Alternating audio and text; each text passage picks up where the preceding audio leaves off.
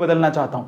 एक बात याद रखिएगा साहब, रिस्क है तो इश्क है। लाइफ में रिस्क शक्तिमान को भी उठाना पड़ता है, आप तो फिर भी इंसान हो। इसलिए कहूंगा आपसे, अगर आपको अपने आप पे विश्वास है, आप किसी की गारंटी मत लीजिएगा। A2 गारंटी नहीं लेता है, ना कोई और गारंटी लेगा साहब।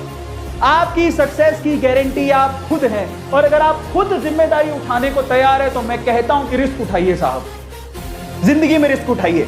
मैंने किसी और के कहने पर वाईफाई नहीं लगवाया था।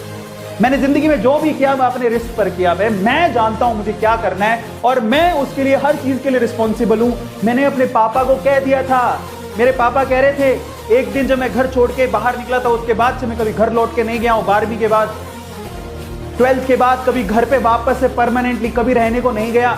उस दिन मेरे पापा ने कहा था, रुक जा, घर पे मत जा कहीं, यहीं पे अपन मैं दुकान चलाता हूं, बढ़िया दुकान चल रही है, तू उस गद्दी पे बैठेगा, तू ही है हमारा बाहुबली उस गद्दी का।